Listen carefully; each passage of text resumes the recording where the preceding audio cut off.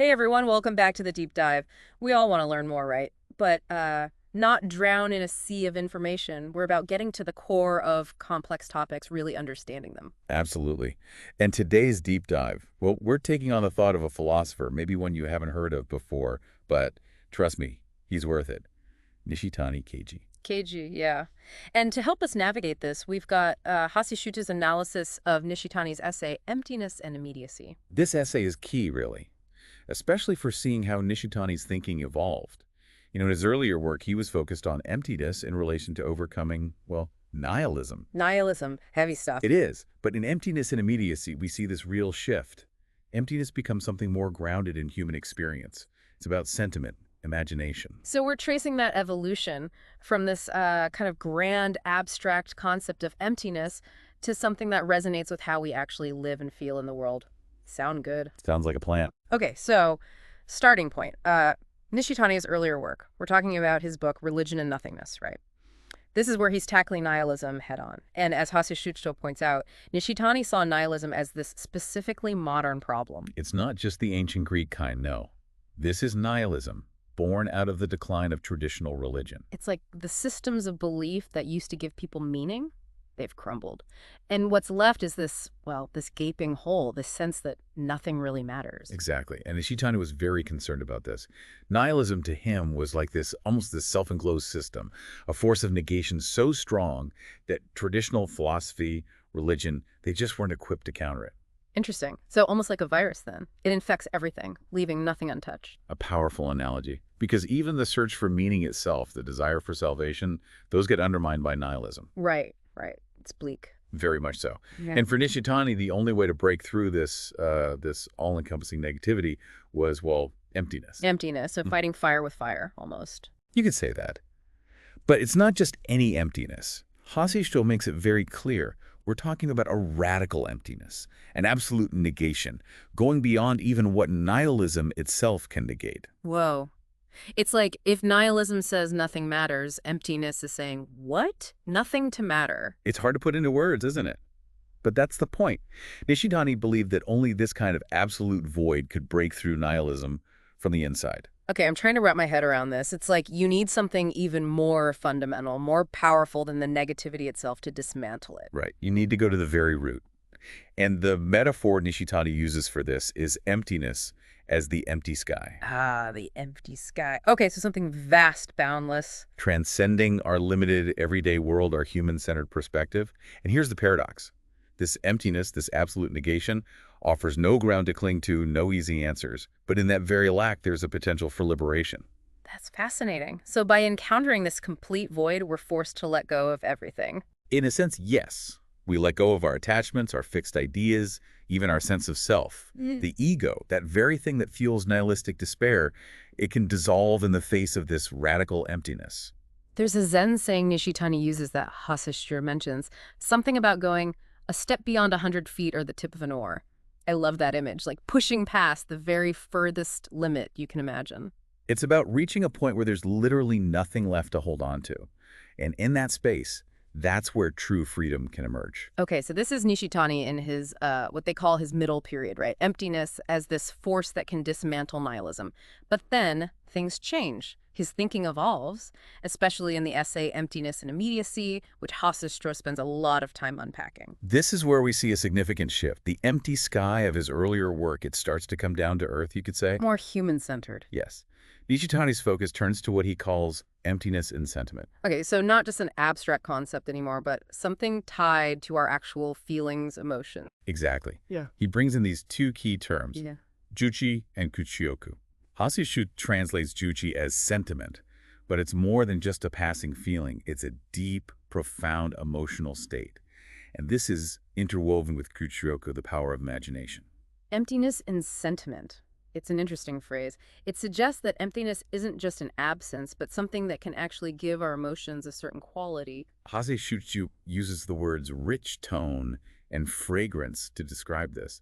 It's like emptiness infuses our feelings with depth, with meaning. It's interesting because earlier we were talking about emptiness as this kind of stark, absolute negation, but now it seems to be something that can actually enrich our experience. That's the beauty of Nishitani's later thought. He's not rejecting his earlier work, but rather deepening and expanding it. This idea of emptiness in sentiment is all about how emptiness manifests in our human world, in our very being. And he has this really striking concept for this, the imaging of emptiness. That's ko ni okeru imajika in Japanese. Right. It's the idea that emptiness, this fundamental reality, is reflected or imaged in our sentiment, in our imagination. So through our feelings and through our creative faculties, we can actually perceive and understand emptiness. Yes, and this is where that really powerful image of the sky comes back in.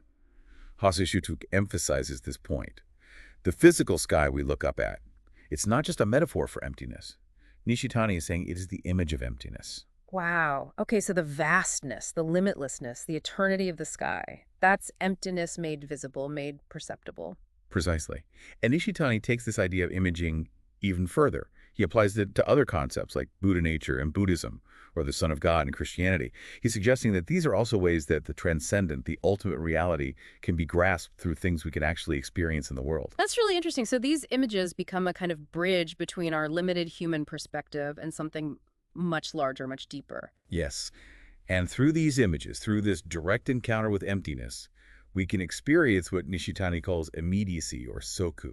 It's this unfiltered, direct experience of reality where paradox and absurdity become, well, immediate, right there in front of you. Okay. Now, Haseshitu brings up another key concept in Nishitani's later work that's closely related to this, making things transparent. That's yunotumeka in Japanese.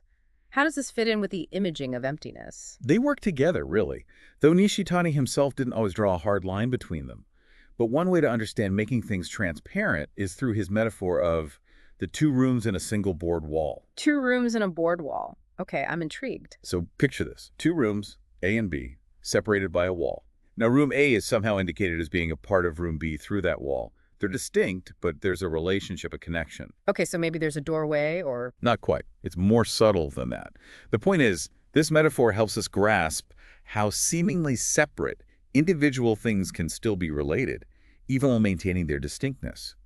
And that distinctness, that individuality, is what Nishitani calls self-enclosure.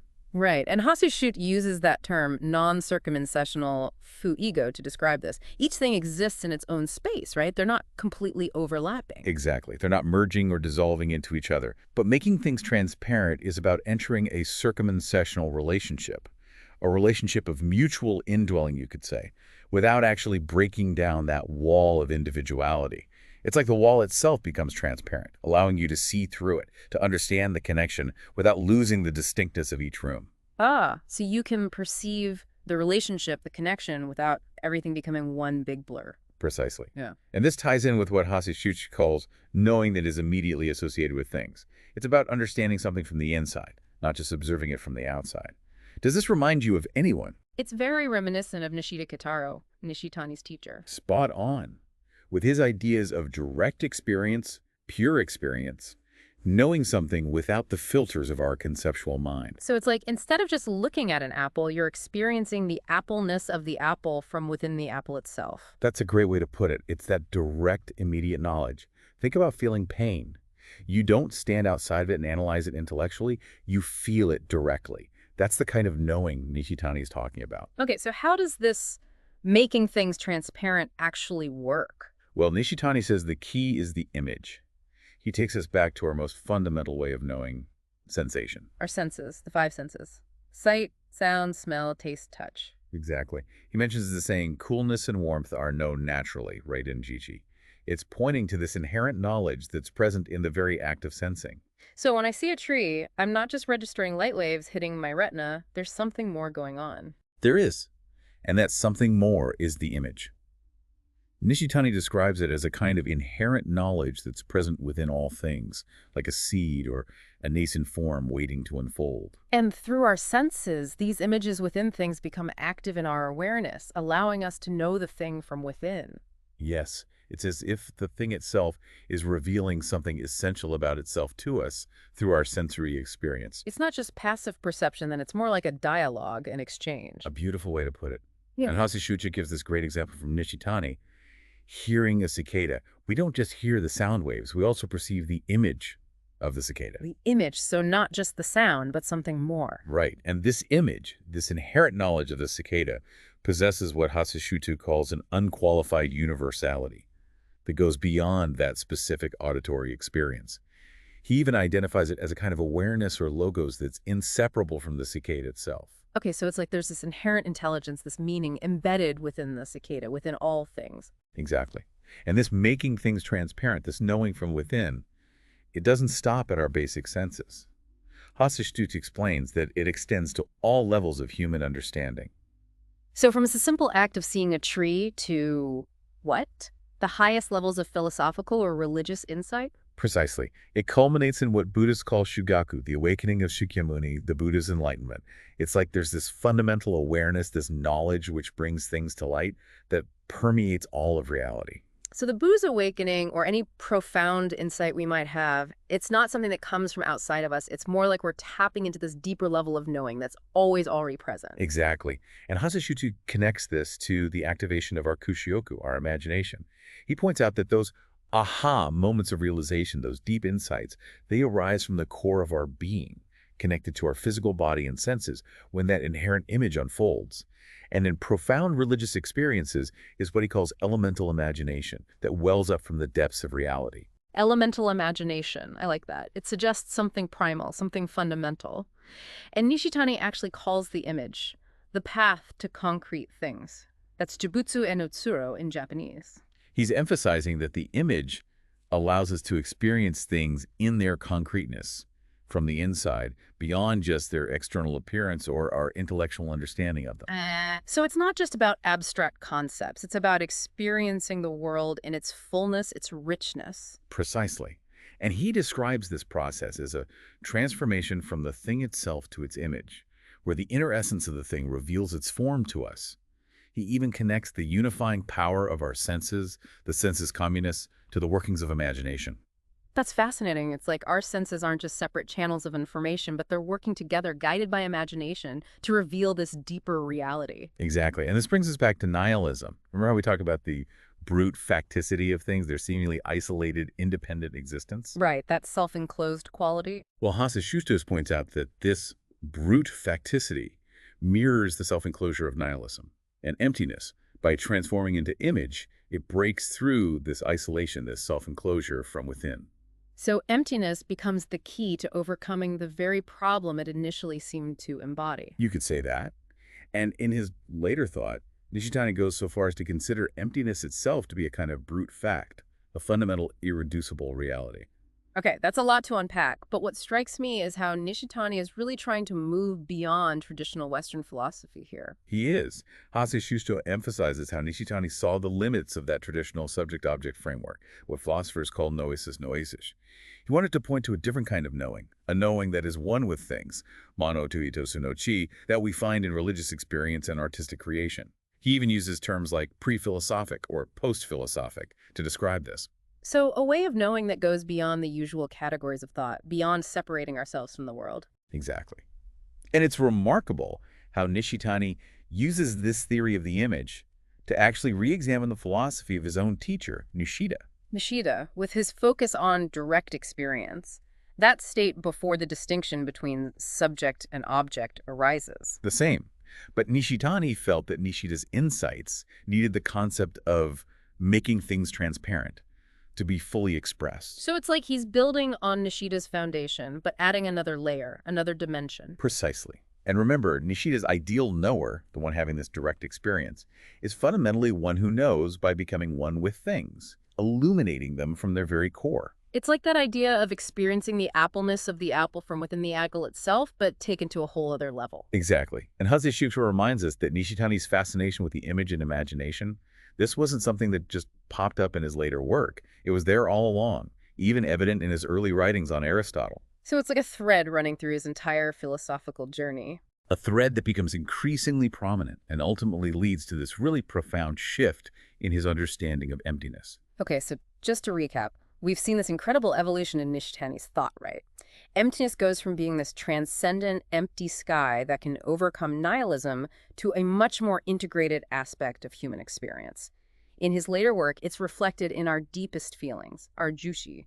We experience it through this imaging of emptiness and through the process of making things transparent, allowing us to know the world from within, beyond just surface appearances or intellectual understanding. And I think what makes Nishitani so compelling, so relevant to all of us, is how he bridges the gap between these big philosophical ideas and our everyday lives.